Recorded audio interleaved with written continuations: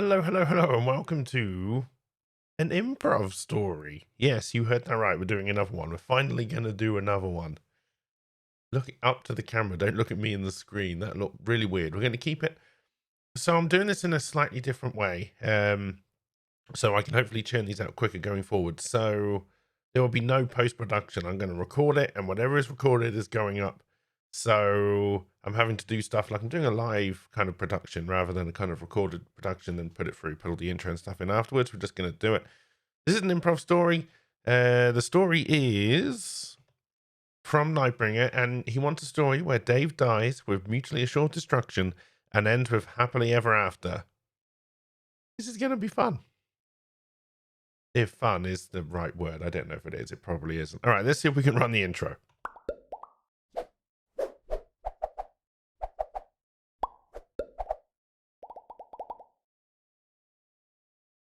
Okay, so I suppose first I should introduce Dave to people, right? Dave is kind of a running joke in the Twitch channel. Dave is the asshole. Dave is the Chad, for want of a better comparison. He is the, he's such a Dave. He's just such a prick. And I've set him up as a boss in one of the many kind of mini games you can do on the channel, where he's almost impossible to beat. And in 2 years, he still hasn't been beaten, which is in line with the odds. There's like a 0.03% chance of a win. So it's within the odds. So that's why Dave has a hard time in the channel. So we're going to have a story where he actually dies. And I think it's appropriate that we bring people from chat along for this one. So obviously Nightbringer's going to be in the group. And we'll probably bring... I don't know. Should just Nightbringer be the main person in the story who goes against Dave? That does mean that Dave and Nightbringer will destroy themselves. That'll probably work. Okay. In the land of Pringalia, which I think is what it was called, there lived a tyrant named Dave. Dave was the worst kind of tyrant you could think of. What is the worst kind of tyrant you can think of? We give it more of a comical bent. Can you give tyrants a comical bent? I mean, Terry Pratchett kind of did it. Kind of worked. But anyway, he's the worst kind of tyrant. He doesn't listen to anybody. He thinks all his ideas are correct, even if they make absolutely no sense. He stomps around. He's the big I am. If you look at him the wrong way, he's probably just going to swat you down. And that's it. He's that kind of person. If he wants something, he just takes it. Doesn't care if it's yours. Doesn't care if it doesn't even exist. If he wants it, you got to make sure it exists. Give it to him. And then he's happy. If he's not happy, look out. You're probably going to get killed. All right, that's how Dave works. In the town, wherever the town is, called Galpham, which is where a plucky young boy who always dreams of a puppy but never gets one, and at the moment just has a rock, and he's crudely drawn, some eyes and some ears and some whiskers on it, and he calls the puppy Rydog for reasons nobody really understands. And he's always sad. He always throws the rock and wants the rock to come back, but the rock never comes back. And on a few occasions, the rock has actually tried to run away, but Nightbringer's always managed to get it back somehow. Anyway, one day Nightbringer is playing with his puppy, the rock. Not the rock. That would be really weird. Only with consent. Not just because he would kick your fucking ass, but always ask for consent. You need permission.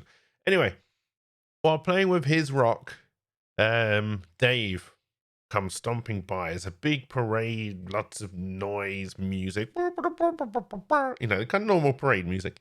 And he sees Nightbringer playing with this rock, and Nightbringer throws this rock, and it lands at Dave's feet. And there's a kind of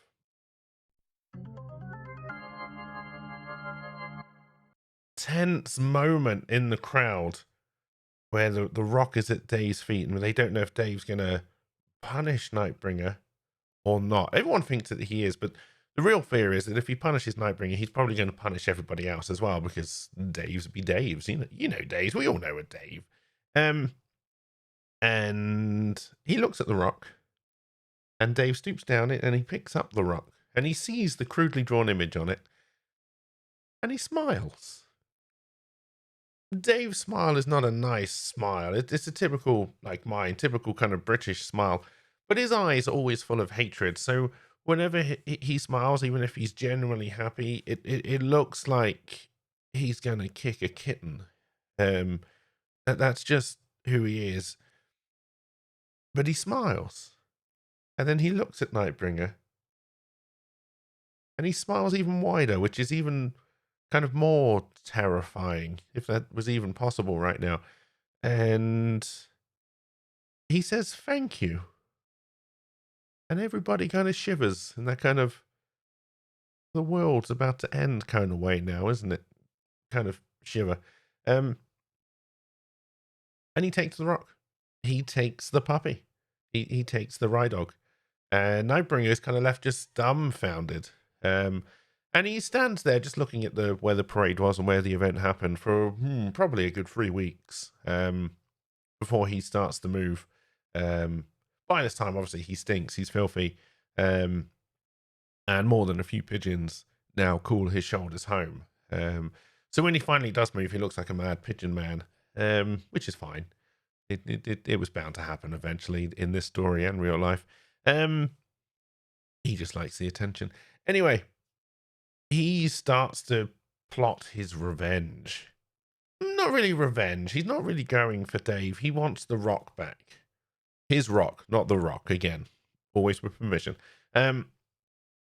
He wants his pet rock back. Oh, no, I can't say pet rock. Now I've kind of tiptoed into copyright infringement properly. It's a rock who's a pet, but it's not a pet rock. Let's get that very clear. Very clear. They're different. All right. Good. Anyway, so he goes for he wants to rescue his rock who is a pet. And he starts to look around the kind of palace that Dave calls his home, and it's heavily fortified. He's never getting in. You know, armies have tried, emperors, rebellions have happened, and no one has ever breached the great palace walls, the great palace of Giraffe. I wonder where I got that idea from. You'll never work it out. Anyway, in this great palace of Giraffe, Dave sits and he plays with the rock. The pet rock, not the rock. Okay. He's playing, sorry, not the pet rock, a rock who is a pet. God damn it. God damn it. This was a stupid way to go. Anyway, he's playing with the rock who is a pet, but is not the rock. Whew. Okay. Anyway, Nightbringer sends his pigeons in because the pigeons have become his friends now, and have basically just trained themselves to help Nightbringer out. They can see a guy who's down on his luck, and even pigeons aren't as dickish as Dave. And they give Nightbringer a way in, but there's only one way he's going to get the rock back, and that is to take out Dave. Nightbringer kind of agrees with this.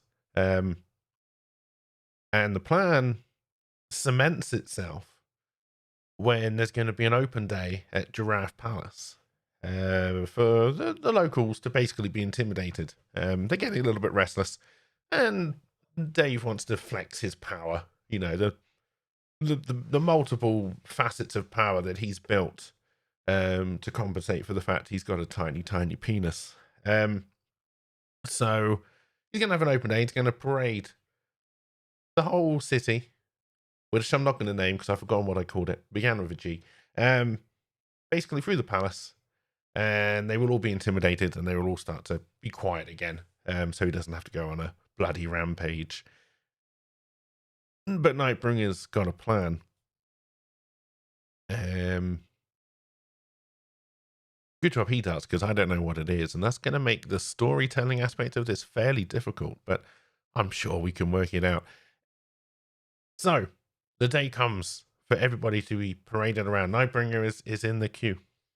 People are going in and out. They're going in nervous, and they're coming out visibly shaken. So, whatever is being displayed in this great display of power is clearly working. And Nightbringer's jacket is looking a little bit bulky, and the pigeons are nowhere to be found. The pigeons have gone. And he walks in, and he's going around, and the display is, there's soldiers, there's weapons, there's lots of different things on display, displays of raw magic, of martial prowess, lots and lots of huge statues of Dave, very big with very ample packages on display.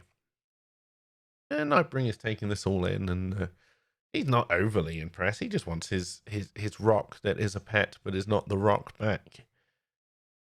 And he sees Dave. And Dave is curiously unguarded. Clearly thinking that he didn't need to be. This is a raw display of power. Anyone will be cowtailed by the raw display of power. Wouldn't do anything stupid against Dave. That would be ridiculous. And yet, Nightbringer kind of casually walks up to Dave. Dave is startled by this, but he's not frightened. It's just a disheveled man walking up. It'll be fine. But then Dave suddenly recognizes who it is, and he pulls out the rock, who is a pet, but is not the rock, and shows it to Nightbringer. I really wish I had one now. I wish I'd prepared props, but I didn't, because this is an improv story, and if I had a prop, you would have known this wasn't improv.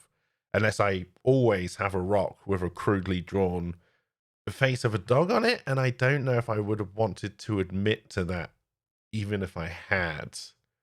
I mean, I do, but that's none of your business.